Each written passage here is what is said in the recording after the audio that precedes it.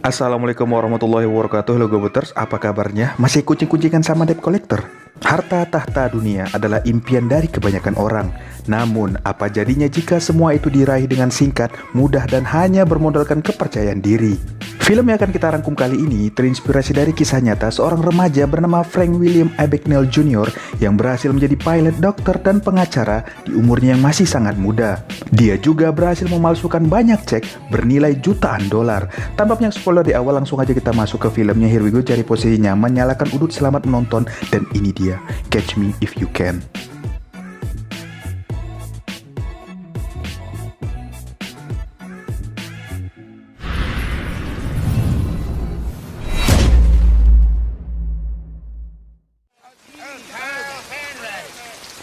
Bermula di sebuah penjara super ketat di Prancis, seorang agen FBI Carl Hanratty datang untuk mengekstradisi atau membawa pulang seorang napi, Frank Abagnale Jr. ke Amerika. Mendapati Frank dalam keadaan sekarat, Carl pun memanggil petugas untuk membawanya ke ruang medis. Kesempatan itu dimanfaatkan oleh Frank untuk kabur, walaupun usahanya akan sia-sia.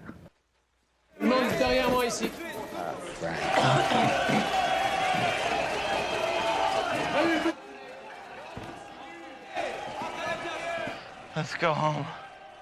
Film flashback ke tahun 1963-an di New York. Frank dan kedua orang tuanya menghadiri sebuah acara pertemuan semacam organisasi kemanusiaan, di mana ayahnya, Frank Abagnale Sr., mendapatkan medali penghargaan. Di depan orang-orang penting, Frank Sr. memberikan pidatonya yang berisikan 2 tikus kecil jatuh ke dalam ember berisikan krim, 1 ekor tikus menyerah dan mati tenggelam, sedangkan yang satunya terus berjuang mengaduk krim hingga menjadi mentega, kemudian merangkak keluar, dan tikus itu adalah aku. Semua orang memberikan tepuk tangan meriah seakan terinspirasi dengan perkataan Frank Senior, termasuk Frank Junior yang bangga dan haru dengan ayahnya itu. Singkatnya, ayah Frank menghadapi masalah penggelapan pajak yang membuat rumah mewah bahkan mobil mereka disita dan terpaksa harus pindah ke apartemen kecil. Walau begitu, ayah Frank tetap bersikap santai menyembunyikan masalahnya dengan mengatakan bahwa semuanya akan baik-baik saja. Di hari ulang tahun Frank Junior, si ayah memberikan 50 lembar cek tunai yang bisa dia gunakan dalam keadaan mendesak. Frank Junior juga dipindahkan ke sekolah baru di mana dia membuat masalah di hari pertama. Dengan pede, dia berpura-pura menjadi guru pengganti untuk pelajaran bahasa Prancis selama 1 minggu lamanya dan mempermalukan seorang anak yang mendorongnya tadi. Atas masalah itu, orang tuanya pun dipanggil, tapi si ayah hanya tertawa. Di apartemen, Frank mendapati ibunya Paula Abagnale baru keluar dari kamar dengan seorang pria asing. Gak mungkin kan cuma duduk doang, pastinya. Itu. Dan di hari berikutnya, Frank kembali mendapati jas dan topi orang lain di sofa tamu dan menyangka jika ibunya kembali berulah. Tapi ternyata barang itu milik seorang pengacara yang sedang menunggu Frank untuk menandatangani surat perceraian kedua orang tuanya dan memilih untuk tinggal di bawah asuhan siapa. Perdebatan batin terjadi. Frank yang tidak tahan memilih kabur dan dari sinilah awal mula petualangannya dimulai. Sempat diusir dari penginapan karena kehabisan uang, tiba-tiba terfikir olehnya untuk memalsukan cek. Walau berkali-kali gagal, Frank terus mencoba hingga terbesit pikiran untuk menjadi pilot Pan Am gadungan. Dengan berpura-pura mendapatkan tugas dari sekolahnya, Frank mendatangi kantor Pan Am dan menanyakan semua perihal pilot, mulai dari perizinan, kartu identitas, dan lain-lain. Hingga dia berhasil mendapatkan 1 set seragam pilot Pan Am. Penampilannya itu menarik perhatian banyak orang, di mana kala itu pilot adalah salah satu profesi bergengsi dan membanggakan. Entah ya kalau sekarang. Targetnya adalah petugas bank muda. Dengan jurus silat lidah, Frank berhasil mengalihkan fokusnya. Dan dari situlah Frank bebas bertanya semua hal detail yang dibutuhkan untuk kemudian memalsukan cek gaji dan mencairkan di hotel-hotel berbagai belahan dunia hingga mencapai 2,8 juta dolar. Frank juga rutin mengirimkan surat kepada si ayah mengabarkan dirinya yang sudah sukses dan memutuskan untuk bertemu di sebuah restoran mewah. Dengan mobil sport dan penampilan baru, jelas ayahnya bangga walau dia tak curiga dengan kegadungan anaknya. Aksi Frank tercium oleh FBI di mana salah satu agennya bernama Carl Hanratty kemudian ditugaskan. Carl mulai melacak Frank dan berhasil menemukannya di hotel. Karena sama-sama belum pernah bertemu langsung, dia pun tertipu dengan aksi kepura-puraan yang meyakinkan dari Frank. Frank beralibi kalau dia adalah agen Secret Service bernama Barry Allen dan melacak target yang sama. Carl meminta identitas Frank. Saat akan membukanya, Frank mengalihkan perhatian dan mengatakan bahwa Carl terlambat 5 menit. Target mereka mencoba kabur melalui jendela namun berhasil tertangkap oleh rekannya di bawah, yang padahal orang di bawah itu adalah tetangganya. Carl pun percaya dan membiarkan Frank kabur dengan dalih kalau dia akan turun sebentar membawa barang bukti tersebut.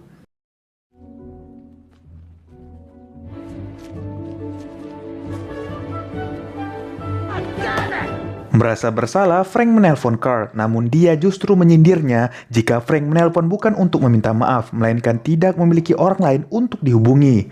Tuh, penjahat aja mau minta maaf loh. Kalau kalian? Karena jejak kejahatannya sebagai pilot gadungan sudah mulai tidak aman, Frank kemudian memalsukan identitas serta ijazahnya sebagai lulusan dokter, belajar banyak perihal kedokteran untuk kemudian melamar di rumah sakit. Frank pun diterima dan ditempatkan sebagai dokter pengawas UGD dengan nama Frank Kanner. Di sana, Frank bertemu dan dekat dengan perawat muda bernama Brenda dan mulai jatuh hati dengannya. Sementara, Carl melacak semua nama dengan unsur Abigail dan bertemu dengan ayahnya Frank. Dari surat-surat yang rutin dikirim oleh Frank, akhirnya dia mengetahui nama asli Frank serta alamat kediamannya. Saat didatangi, ternyata Frank sedang tidak ada di tempat. Setelah melakukan itu, Brenda mengakui jika dia diusir oleh keluarganya akibat pernah melakukan aborsi setelah diperkosa oleh teman golf ayahnya. Entah dasar apa, Frank berniat menemui ayah Brenda meminta izin untuk menikahi putrinya tersebut. Ayah Brenda adalah seorang pengacara dan juga seorang Lutherian yang taat. Frank beralibi bahwa dia juga seorang Lutherian. Saat Frank mendapatkan kesempatan memimpin doa makan, Frank justru melantunkan pidato kisah 2 tikus dari ayahnya. Bukannya Allahumma barik lana? Frank juga mengakui bahwa dia lulusan Berkeley University, mengambil jurusan hukum sebelum akhirnya memutuskan untuk menjadi dokter. Jelas, kedua orang tua Brenda tertarik, apalagi ayah Brenda lulusan dari sana. Ayah Brenda pun mengupayakan agar Frank bisa mengikuti ujian Louisiana State Bar, di mana Frank kemudian lulus dan memegang sertifikat di bidang hukum. Karena benar-benar akan bertunangan, Frank pun sadar dia harus segera berhenti dari kepalsuannya. Frank menelpon Carl agar berhenti mengejarnya. Namun Carl menolak karena hukum tetaplah hukum. Carl harus menegakkan keadilan. Di acara pertunangan, Carl berhasil melacak keberadaan Frank dan bertemu dengan ayahnya Brenda. Frank yang sadar dirinya dalam bahaya segera kabur melalui jendela. Tapi sebelumnya, dia membuat perjanjian dengan Brenda untuk bertemu di bandara 2 hari lagi dan mengakui bahwa nama aslinya yaitu Frank Abagnale Jr. International Terminal in Miami. I'll be there no matter what at 10 a.m. Before you go, please tell me your name.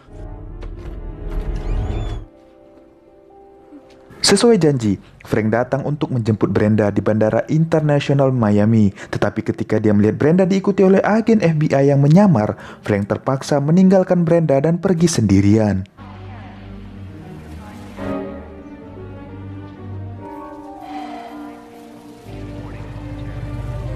Karena jalur penerbangan diawasi ketat oleh FBI, Frank kembali menyamar sebagai pilot PNM dan merekrut para gadis cantik untuk dijadikan pramugari agar Frank bisa kabur ke Madrid. Dengan menggandeng semua pramugari gadungannya, Frank berhasil mengelabui Carl dan para FBI yang berjaga di sana. Sesaat kemudian, Carl mendapatkan telepon bahwa timnya melihat Frank menggunakan pakaian pilot di luar bandara. Saat dihampiri, ternyata itu hanya seorang supir taksi yang dibayar untuk menjemput seseorang bernama Henriette, yaitu Carl sendiri.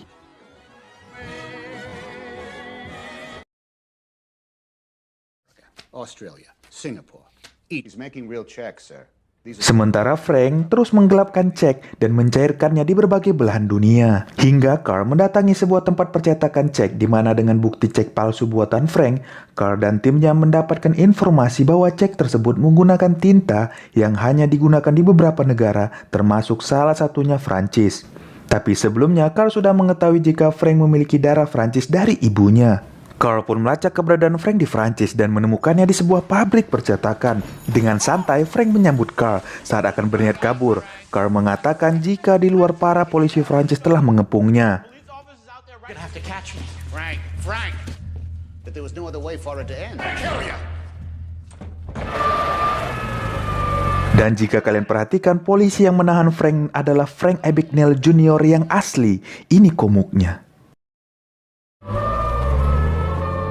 Atas perbuatannya, Frank ditahan di penjara Prancis selama 2 tahun lamanya dalam kondisi yang menyedihkan. Dan akhirnya Frank diekstradisi kembali ke Amerika oleh Carl. Di dalam penerbangan, Frank diberitahukan oleh Carl jika ayahnya telah wafat. Jelas, Frank shock tak menyangka apa yang terjadi kepada ayahnya itu. Dia pun bersedih dalam lavatory. Ajaibnya, Frank berhasil kabur dari pesawat melalui celah pada wastafel lalu keluar melalui pintu roda sesaat setelah pesawat landing.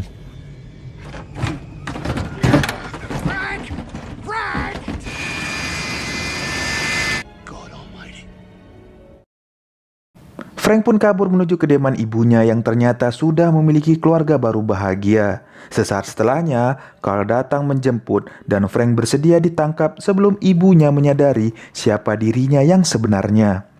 Frank pun diadili kemudian ditahan di penjara selama 12 tahun dalam isolasi. Carl sering mengunjungi Frank di penjara yang juga membantunya untuk mengidentifikasi cek-cek palsu dari kasus lain. Dan dia mampu membedakannya walau tidak menyentuh cek tersebut. Tertarik dengan keahlian si Frank ini, FBI pun merekrut Frank untuk bekerja sebagai staf ahli di bidang cek palsu selama hukumannya belum selesai.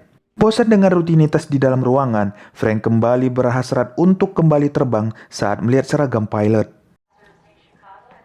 Carl bertemu Frank di bandara dan mengizinkan Frank untuk pergi karena Carl yakin Frank akan kembali di hari Senin. Dan pada hari Seninnya, Carl mulai cemas ketika Frank tidak muncul. Kehadiran Frank di kantor ternyata sangat membantu pekerjaan Carl, terutama dalam urusan cek-cek palsu. Tak lama berselang, Frank hadir dan Carl pun lega. Semenjak saat itu mereka terus bekerja sama untuk mengungkap kasus penggelapan cek. You saying that he's a local? Di ending, setelah Frank bebas dari hukumannya, dia pun menikah dan memiliki 3 orang anak. Selain membantu FBI, Frank juga mendesain cek yang aman untuk digunakan bank dan perusahaan. Berkat jasanya itu, Frank digaji jutaan dolar per tahunnya. Dan kedua karakter ini pun masih bersahabat hingga saat ini. Dan film pun tamat.